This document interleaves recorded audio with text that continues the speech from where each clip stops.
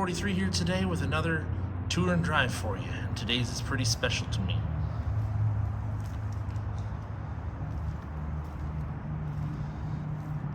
Welcome to the first video of 2022. Well, at least the first one I'm filming in 2022. This is a 1994 Nissan Pulsar GTI-R. A hot hatchback from Nissan that rivaled the likes of many different types of cars from the early 90s. So first I'm going to show you a walk around to the car, show you the inside and outside, under the hood, and then we're going to hook up my cameras and go for a drive.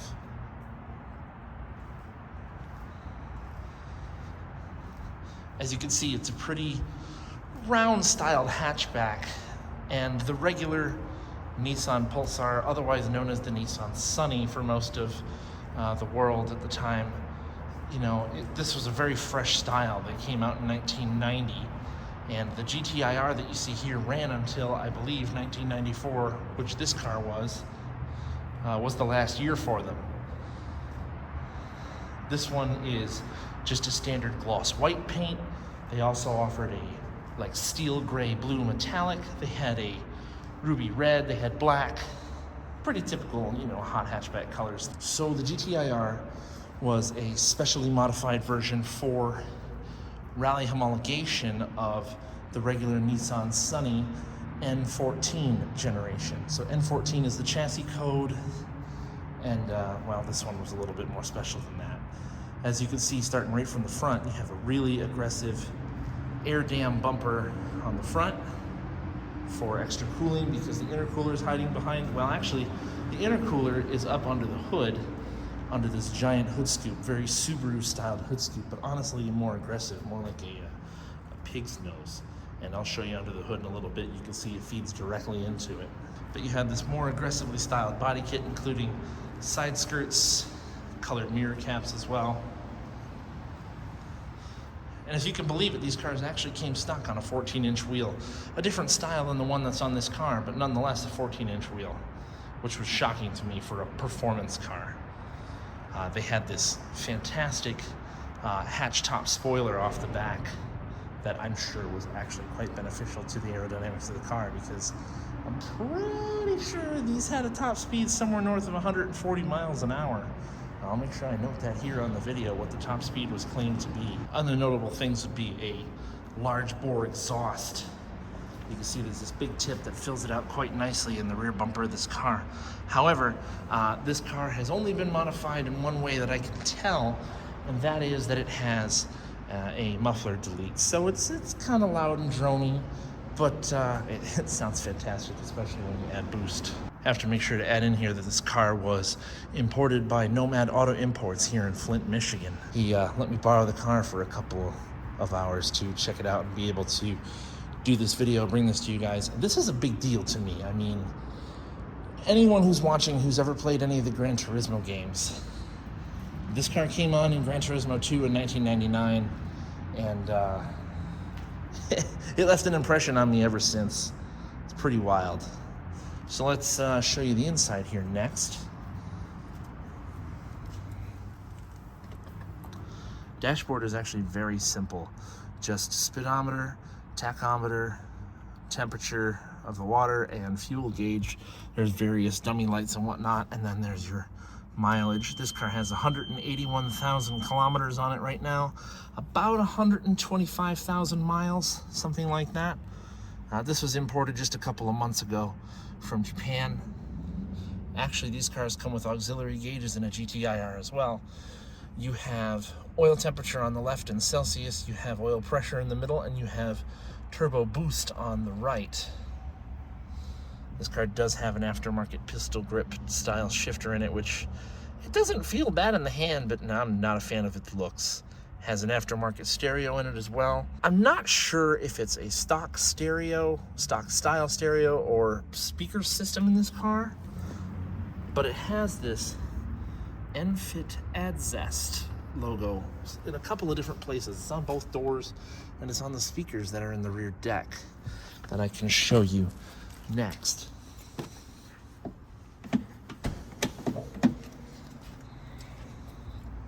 And a nice simple 3-bar sports steering wheel there, no frills. I don't even believe there's an airbag in there. No cruise control in this car, but it does have air conditioning that's impressively good, actually.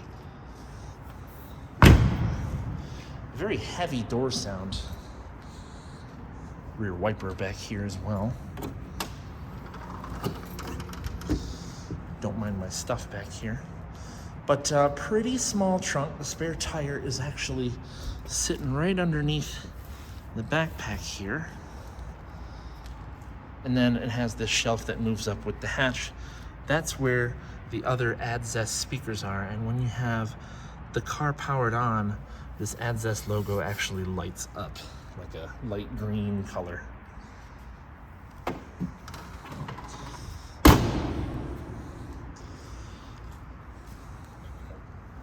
Really clean car. I mean, no signs of any rust or anything in the gas door. All the fender edges are beautiful on it. The tires are brand new. Like I say, it's a 14-inch wheel as stock, and it's a stock tire size for the car. They look a bit small. A little bit more meat would really do it wonders, but it doesn't matter.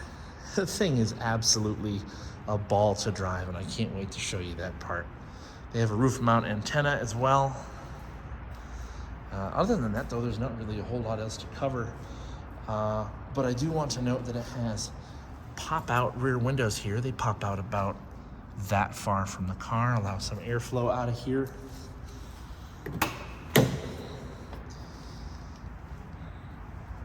Pretty simple door panels. It does have power windows and power locks in it, actually. I was surprised to find that out. The seats are blue trimmed with an interesting pattern down the center of them. And it has like cocoa styled floor mats in it. And this red thing you see under here is actually a traffic triangle if you're broken down. It's a cool car. Very basic. It has like a vinyl covered headliner and pillars and hard plastic pillars and door panels and stuff like that, but that's okay. It's a no frills thrills machine. I want to note that, you know, I'm a realistic person here. I have a 2-year-old, and you know, I take him with me when I go places, and so I've borrowed this car as my temporary daily, actually for 2 or 3 days, and so I had to put my kid's seat in here rear facing. And while it does fit in there, this seat is maxed forward and leaned up a little bit in order to account for it, but I also have a pretty large kid seat in here. Yeah, that door sounds more solid than the driver's side.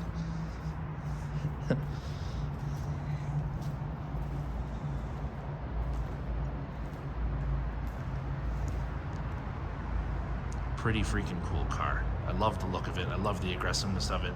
I'm excited to take it for a drive for you guys. All right, we're gonna go for a ride in the Pulsar GTI-R. One of my favorite cars of all time. My favorite car from Gran Turismo.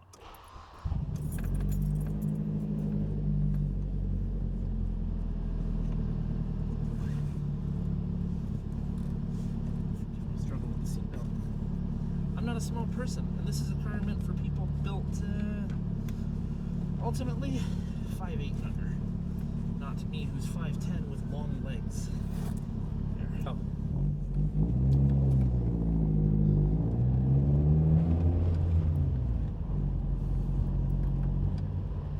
Won't be a whole lot to see here.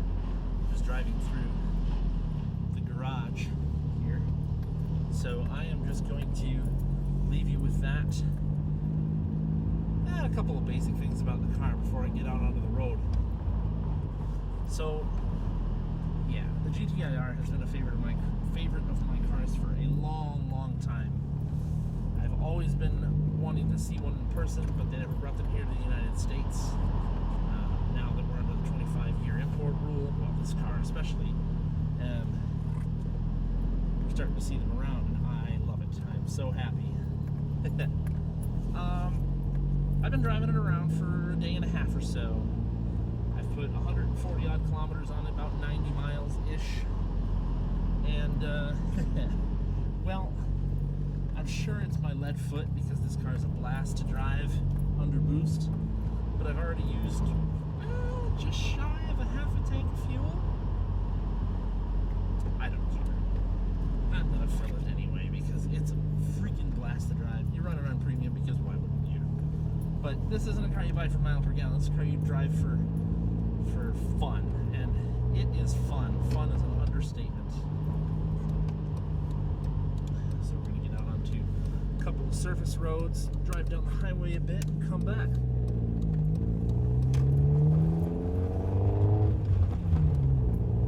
Ooh, a fire truck. Uh-oh. I think something happened on the highway.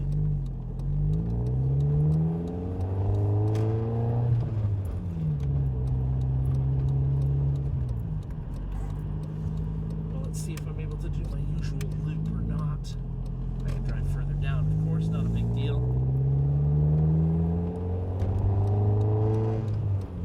You really can't hear the blowout valve because the car has stock everything on it that I can tell. Stock exhaust, stock intake. Like I say, there's a muffler that's now gone, but otherwise it's all stock. Stock turbo. Yeah. Honestly, I don't know, maybe this car's suspension hasn't been changed in a while, but it's all stock too. All stock suspension. Really hard to find one of those that hasn't been modified, much like a 90s Honda Civic. Honestly. But, the brakes are fantastic. It rides pretty good for a 90s Econo box that's been, tuned up. Tuned up to say the least. 227 horsepower in a car from, starting in 1990. That's absolutely insane.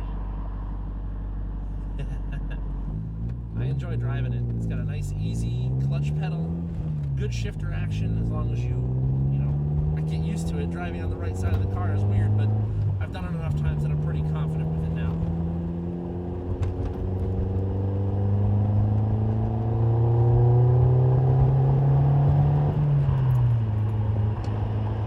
Getting into it in third there.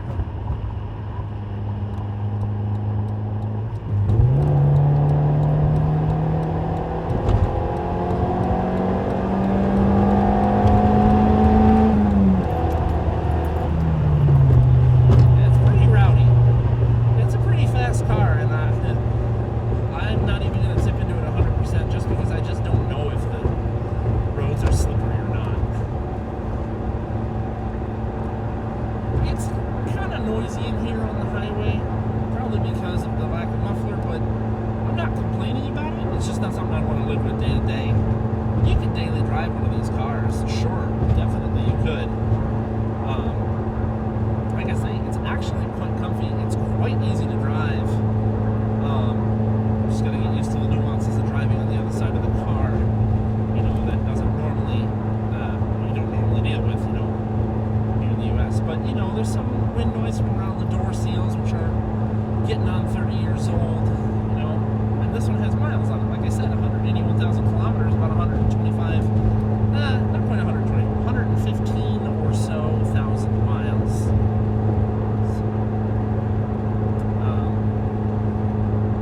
Yeah, I'm just really, really surprised at how comfortable it is. It cruises nice on the highway. I mean, we're doing about 75, cruising 3,400 RPM. Yeah, that seems high, but for an economy car with a 5-speed trans, it's actually pretty normal. Even on today's cars, your Honda Civics are that way. Maybe not as much with brand new ones, but a couple of years ago they were still that way. I am absolutely in love with this car. I would love to own it. Like I say, brought in by Nomad Auto Imports here in Flint, Michigan. This one is currently listed for sale. These have really appreciated in value in the last year and a half or so. Basically since I started looking at potential cars to import from Japan. But yeah, they're really coming into their own, and ones that are these special rare color, the steel gray blue. I forget exactly the name of the color. I'd have to ask to find out what it is. Bring that back here, but there's only 100 of those or so. They're pretty uncommon, and I'm sure they're going to go for pretty nuts money. This white, though, is quite nice.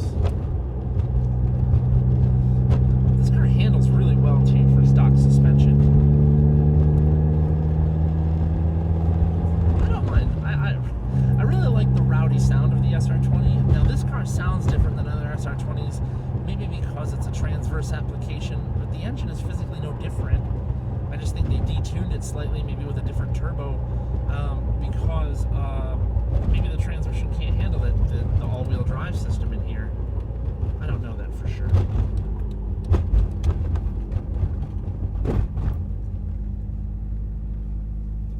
See if I can get off of this line a little bit.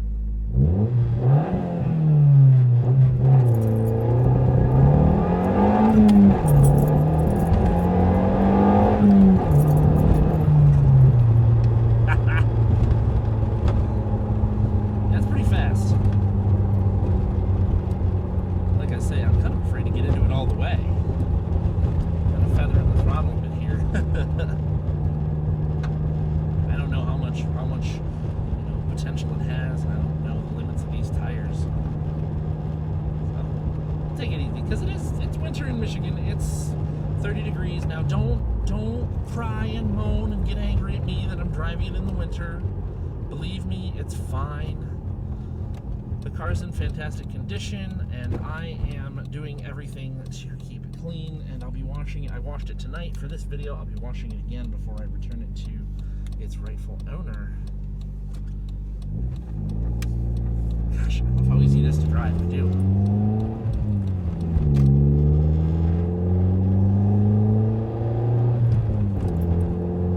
And it just putts around town. I mean, I'm barely in the throttle, maybe 20 to 25, 30%, and it's so easy to get up to speed because that turbo works fast. I mean, you're pretty much in boost all the time, which probably explains the cruddy gas mileage. It's a baby turbo too. I don't know the exact spec of it, but I'm sure it's similar to what's on the Silvias and whatnot. Other SR20 turbo cars, you know. Really enjoying myself though. This has been fantastic. I'm so happy and lucky to get the opportunity to drive this thing. Any of the cars from Nomad for that matter. JDM cars being brought so close to me, I never thought it would happen. It's pretty sweet. So yeah, if you're ever looking for something pretty cool, Japanese imported, you know, contact Mason over at Nomad Auto Imports. He's great to work with. He can get you any car you're looking for within reason.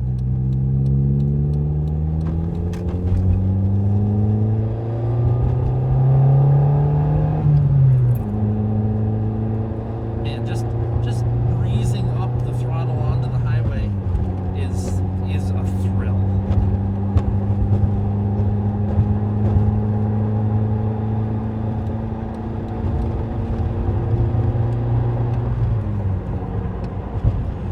Like I say, now that I've spent some time driving a Japanese car a few times, a few different ones, it's becoming pretty easy for me. And now that I'm actually driving one day to day for a short period, yeah, I mean, I'm used to it. I'll be a little sad to go back to my Lexus every day, actually. Which, by the way, you guys haven't even seen the video of yet. I've got a Lexus LS400 I need a video for you guys yet. I've just been waiting for the right excuse and waiting to make sure I have everything in the car working. I have an intermittent stereo problem, but that's not what this video is about. So, I'm going to close this out here. I've really enjoyed my time with this car. I can't say that enough. It's been an absolute blast to drive around. I hope you've enjoyed it. You know, I really do. And I hope that if you're not subscribed to my channel, I hope that you do, because I've got all sorts of interesting stuff across it.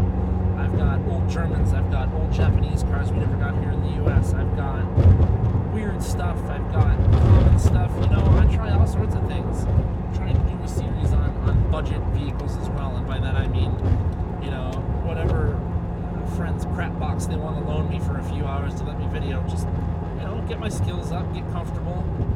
Granted, I've been doing this for over a year now, and I don't know, I'm pretty comfortable at this point. I'm just trying trying to figure out how to change up my format to make it a little bit less winded, less wordy, you know.